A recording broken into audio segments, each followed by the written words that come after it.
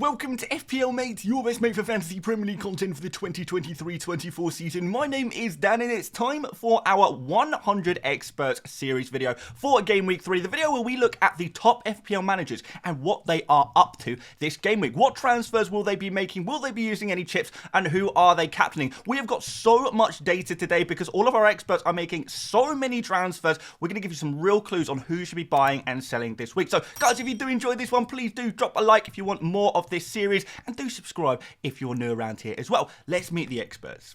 Alright, so on screen we have the 100 FPL experts, pundits, content creators, whatever you want to call them, that helps me out this game week with all of their data. Massive shout out to all of these guys. Thank you so much for getting involved. And anyone who wants to get involved in the future videos and you fancy yourself as a top FPL manager, you can find this kind of stuff over on Twitter at FPL Mate. So with that said, let's see what they're up to. Well, like I said, there is a lot of movement this game week. Game week 3 really is the week of the transfers, particularly among top FPL managers, with our top FPL managers looking to make a few moves. 50% are making one transfer, but after that, we see people making a little bit more. So 37% of our managers are making 2 transfers, and 5% are even making 3 transfers this week. There are a lot of people taking hits as well this week, so don't be put off taking a hit if it's going to seriously benefit your team. One person is even using their wild card as well, just one. So I know a few people have asked, is it too early to play your wild card? Well, in general, our experts are not using their wild card. 1% is not a trend, it's an outlier, so wouldn't really take too much from that, but it's going to be down to your team really. If your team is in a really bad situation, then fair enough, but generally speaking, I think we can hold off on a wild card a little bit longer and gather more information. We have got 7% of our experts not making a transfer at all this game week, which is a kind of rare situation this week. Most people seem to be wanting to use a transfer, but 7% happy with their team. So yeah, it seems like the majority are making transfers. It is a game week to be making transfers this week, and whilst I'm still on this page, I probably should say that one of our expert managers is also playing their bench boost this week. I know it's a bit out there, but, you know, we're going to have outliers among our experts throughout the season. But yeah, we have got a bench boost player this game week. Maybe you are set up for a bench boost yourself. Maybe you're not. If 1% of you are, then fair enough.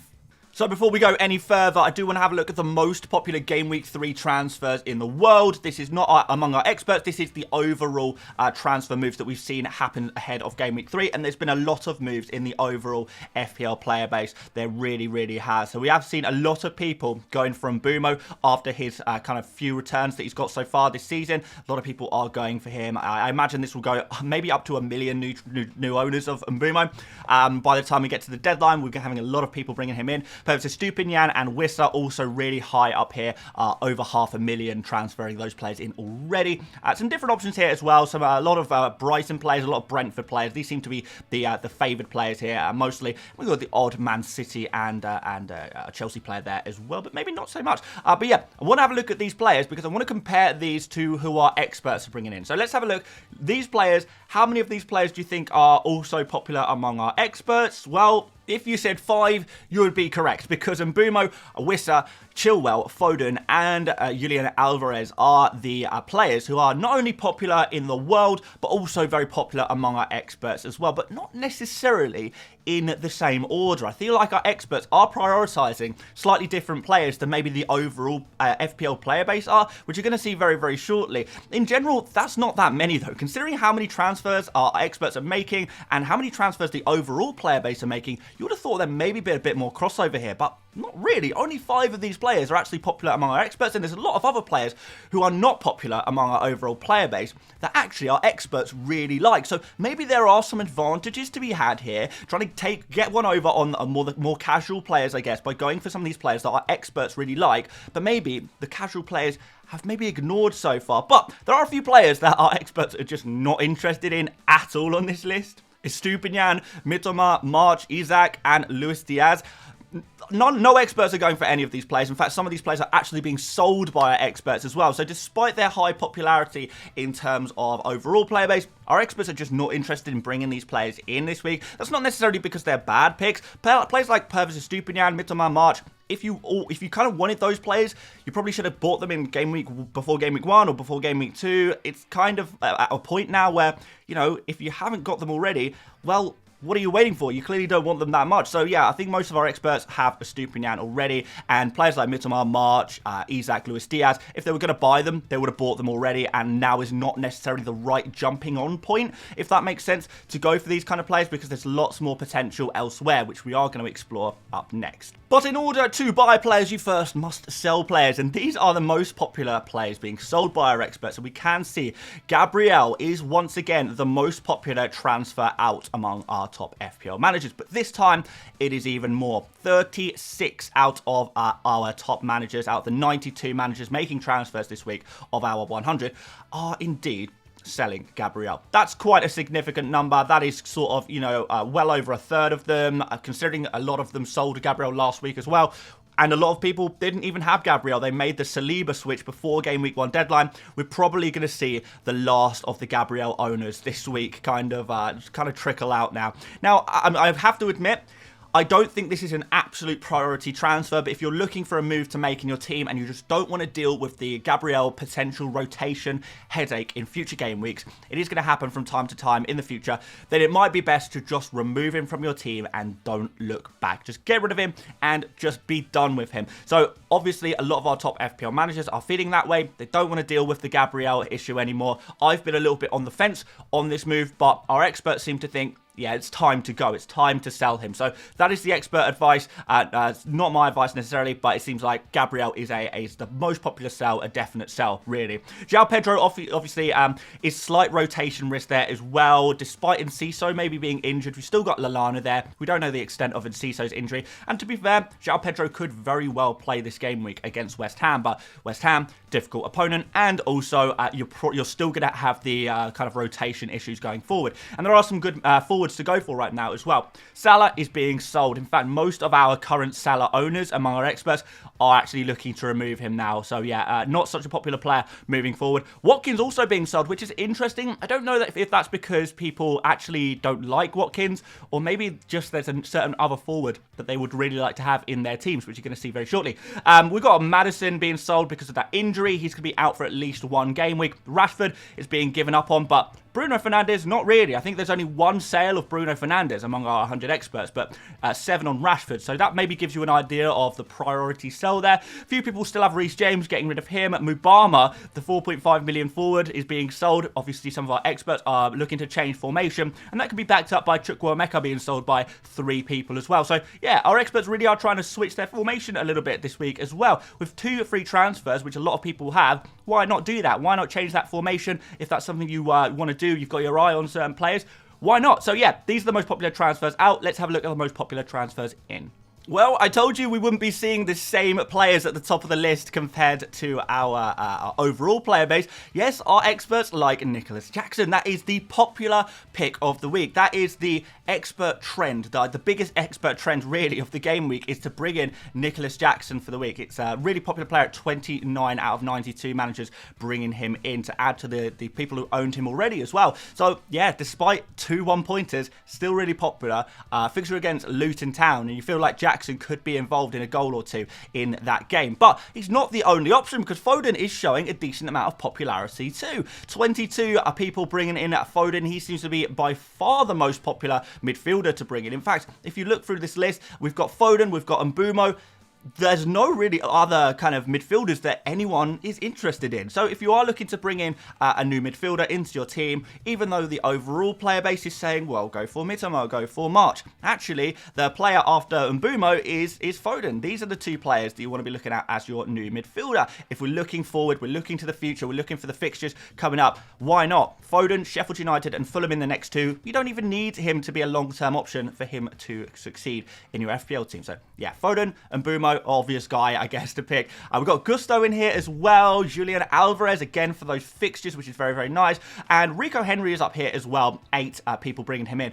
Among our Man City defenders, then there were a few different Man City defenders being brought in by our experts. We did also see, I think, 2 people going for Akanji, 1 person going for Walker. But Gvardiol is the most popular with 7 transfers in. But don't forget, Ruben Diaz here has 4 transfers in as well. So if you kind of add all of the Man City defenders together, it actually seems like the most popular defensive transfer to bring in this game week. If you look to sell a defender and bring in a new one in, the most popular one is some kind of Man City defender, but it's very split in terms of which one is the most popular one. But Gvardiol leads the line, but yeah, Man City defenders are more popular when combined than the likes of Gusto or Henry, for example there. Udogie, a little bit of love in there for him, much preferred to Romero, no one going for Romero, 7 people bringing in Udogie. Worcester does have a little bit of love there, and we've got Chilwell at the bottom, maybe the last few people trickling in, bringing in Chilwell for for his, hopefully, big score against Luton.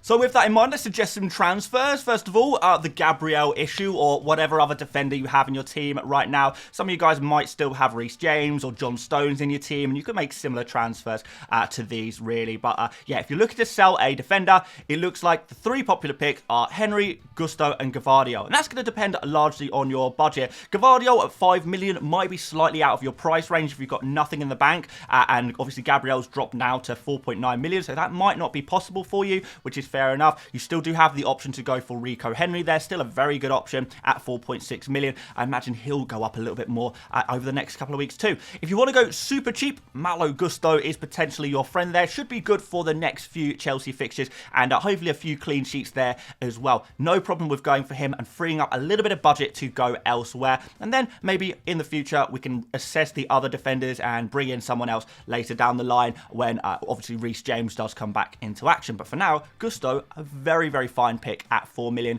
Could always just go straight to your bench after these good fixtures are in the past. Nicholas Jackson is the priority buy, but who should you be selling in order to get him? Well, the obvious one is João Pedro. If you've got him, I feel like that is one of the easier sells in the forward slot. But if you haven't got João Pedro and you've got maybe a Watkins instead, there is definitely still the option to move Watkins to Nicholas Jackson. It's not as popular as a move among top managers, but it's still definitely an option for you to go there. Not a must-do transfer, but if you want to get Nicholas Jackson in and you've got Ollie Watkins, it's a sacrifice you might have to make there. So very nice. You free up a little bit of money in the bank and maybe even use your second transfer on something else. Obviously, 2 or more transfers, very, very popular this week. And also Phil Foden, how are we going to get him in? Well, the most popular transfers to Foden are Salah and Maddison, followed by Rashford after that as well. But I feel like if you've got Salah, you're probably feeling right now, is he worth the 12.5 million? Possibly not. Can we get in on the high upside of Foden? Maybe that's going to be nice. Free up some budget, use that second transfer elsewhere, upgrade another position, and everything might start looking very, very good. Of course, if you've got James Maddison in your team and you're worried about his injury, you don't really have the bench to cover Maddison for next game week and possibly the following one as well, then look, you can make that move to Foden, straight switch there, similar price between those 2 players, and you've got yourself a nice solution. So Foden, very much the most popular midfielder to bring in. Salah, Maddison, Rashford, these are the kind of players you'll be looking to move out in order to bring in Phil Foden. And with those suggested transfers out the way, let's have a look at some captaincy, and who do you think is going to be this week? Well, Game Week 3 captains are in, and there are no surprises here, but I have to admit, this is one of the most unanimous captaincy situations I've ever had in this series. I don't think I've ever had really this high. I think I've maybe had 97% once upon a time in the 2 years that I've been running this series. But this week we've got 96%. That is insane. To get like 96 out of 100 FPL managers to agree on something is really, really difficult to do. But we've somehow managed it with Erling Haaland, 96% captaincy. And I should actually note, on Erling Haaland, I know a few of you guys have been asking about the one person out of our original 100 experts who didn't have Erling Haaland in their team, because there was only one person who didn't have Haaland. That person has actually brought in Haaland and captained him this week as well. So all of our experts have Haaland, and, you know, he's, like, obviously the most priority buy in the world, but most of you guys know that already. Most of you guys already have him already. But yeah, it's pretty unanimous on the fact that he should be captain as well. But just for a little bit of fun, we did see 2 of our experts on Chilwell versus Luton. Obviously, there's a very high upside there with defenders getting so many points for goals and assists and clean sheets. If it goes well for a defender, it goes very, very well for a defender. So, yeah, maybe there is some potential for some points there as well. For Bruno Fernandes against Forest, 1%. Saka, 1% against Fulham. But 1%ers are not trends, and therefore we should not really talk about them too much. But it's a bit of fun to talk about them anyway. So be interested to see those 4 people going against Erling Haaland. Will any of them be successful? What do you think, guys? Do you think there is a possibility to pick a player who scores more than Haaland this week? If so, who is that going to be? Do you actually think there could be a better captain pick this week? Our experts don't seem to think so in general, but a few of them do. Maybe a few of you guys do as well. So let me know about that one. But that is going to be the end of this week's video for 100 experts. I really hope you guys are enjoying these videos. We have seen slightly fewer views on these videos last game week. So I kind of thought, are you guys still liking these ones? Should I ditch them? Should I do something else on a Wednesday? It's kind of up to you guys. But let me know by leaving a like, leave a comment if you like this series. It's one of those ones I think could potentially be replaced, even though I love it. But it's not about me. Subscribe if you want more FPL content. We're going to have more videos on Thursday and Friday, as well as a stream on Friday. So looking forward to those. And don't forget to check out some of the other videos on the channel for Game Week 3 as well. There's plenty of them, and one of them is going to be right here. Also, Fantasy Football Hub still running 50% off their services right now. Check the link at the top of the description if you want to get involved in that. But aside from that, thank you so much for watching once again, and I'll see you later, mates. Bye-bye.